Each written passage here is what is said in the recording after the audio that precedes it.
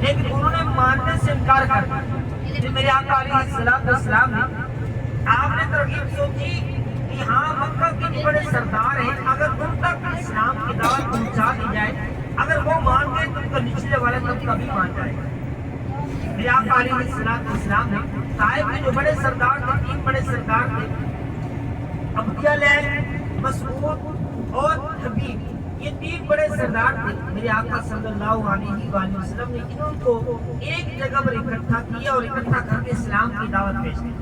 اب جہاں پر ان کو اکٹھا کیا میں نے آپ کو وہ جگہ بھی دکھاؤں گا انشاءاللہ، جہاں پر میرے آقا علیہ السلام نے ان تینوں کو ایک میدان میں اکٹھا کیا۔ میرے آقا علیہ السلام نے ان کو اسلام کی دعوت پیش کی، لیکن یہ بھی بدبختی ہی نکلے شروع میں، انہوں نے اسلام کو قبول کرنے سے انکار کر دیا۔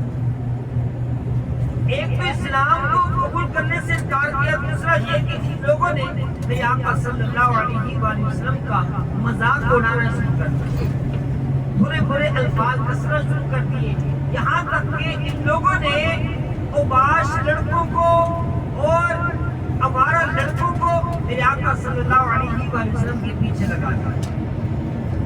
وہ پیچھے تالیاں بجاتے، کپڑا کھینچتے، مذاق کرتے، ہنسی مذاق کرتے، اس طرح دوسرے الفاظ کو پکارا کرتے تھے، یہاں تک کہ وہ اوباش لڑکے میرے آقا صلی اللہ علیہ وآلہ وسلم کا مذاق اڑاتے اڑاتے گلیوں کے اندر لے کر گئے۔ جیسے جیسے لوگوں کو پتہ چلتا گیا، لوگ گھروں سے باہر نکل آئے اور وہ اکٹھے ہو کر لوگوں نے آقا صلی اللہ علیہ وآلہ وسلم پر پتھر مارنا شروع کیا۔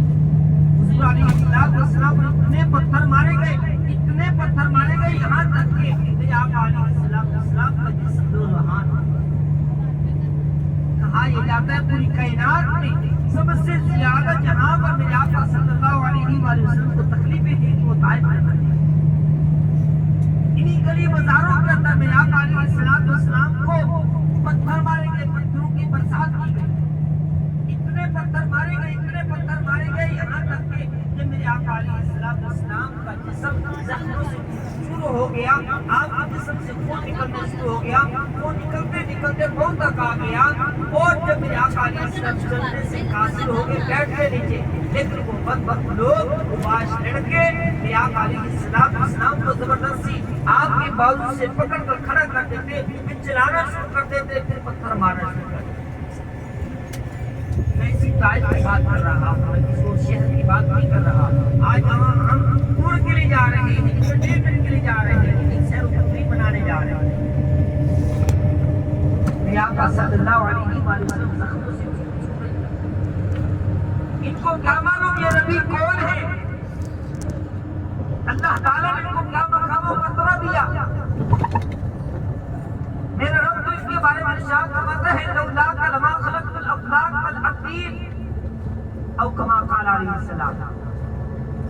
رب تعالیٰ تو ارشاد فرماتا ہے اے پیارے اگر ہم نے تمہیں پیدا نہ کیا ہوتا، نہ زمین بناتے نہ ہی آسمان بناتے۔ یہ زمین و زمان تمہارے لیے تو سجائے ہیں، آپ نہ ہوتے تو کیا ہوتا؟ کچھ نہ ہوتا۔ وہ جو نہ تھے تو کچھ نہ تھا، وہ جو نہ تھے تو کچھ نہ تھا، وہ جو نہ ہو تو کچھ نہ ہو۔ جان ہے وہ جہان کی، جان ہے تو جہان ہے۔ یہ سب کچھ حضور علیہ السلام کے لیے ہی تو بنا تھا۔ ان لوگوں نے پر میرے آقا علیہ السلام کے مقام و مرتبے کو نہ سمجھا۔ میرے آقا امام محمد رضا خان کیا فرماتے ہیں؟ آپ فرماتے ہیں زمین و زمان تمہارے لیے، زمین و زمان تمہارے لیے، مکین و مکان تمہارے لیے، چنین و چنا تمہارے لیے، بنے دو جہاں تمہارے لیے، دہن میں زبان تمہارے لیے، بدن میں ہے جان تمہارے لیے، ہم آئے یہاں تمہارے لیے، اٹھے بھی وہاں تمہارے لیے۔ اشارے سے چاند کو چیر دیا، اشارے سے چاند کو چیر دیا، چھپے خور کو پھیر دیا، ڈوبے سورج کو اثر کیا، یہ تاب و تمام تمہارے لیے۔ ان لوگوں کو کیا معلوم یہ نبی کون ہے، ان کا مقام و مرتبہ کیا ہے؟ ان لوگوں نے پتھروں کے ساتھ برسات کرنا شروع کر دیا، میرے آقا علیہ السلام پر ظلم و ستم ڈھانا شروع کر دیا۔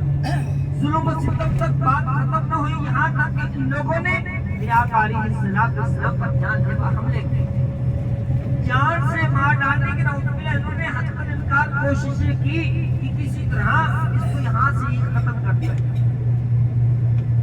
اور ان کو کیا معلوم رب تعالیٰ نے ان کو مقام و مرتبہ کیا عطا تھا, کون سے مقام و مرتبہ عطا فرمایا.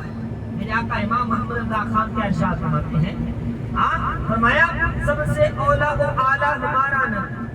انبیاء تو اور بھی آئے, پیغمبر تو اور بھی آئے ہیں, لیکن مقام و مرتبے کی بات کر رہا ہوں. کیا فرمایا, سب سے اولا و اعلیٰ ہمارا نبی, سب سے بالا و اعلیٰ ہمارا نبی, اپنے مولا کا پیارا ہمارا نبی, دونوں عالم کا دولہ ہمارا نبی.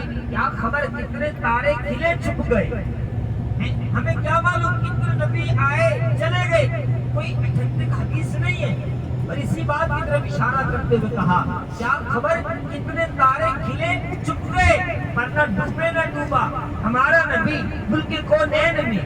انبیاء تاجدار, تاجداروں کا آقا ہمارا نبی. کون دیتا ہے دینے کو منہ چاہیے, دینے والا ہے سچا ہمارا نبی. بجھ گئی جس کے سامنے سبھی مشعلے, شمع وہ لے کر آیا ہمارا نبی. ان کو کیا معلوم یہ نبی کون ہے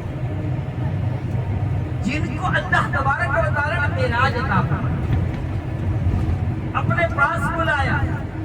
وہ نبی جن کے آنے سے ظلم و ستم سب ختم ہو چکا تھا. اللہ تعالیٰ نے ان کے آنے سے انسان کی عزت عطا فرمائی, عورت کی عزت عطا فرمائی, بیٹیوں کی عزت عطا فرمائی. وہ نبی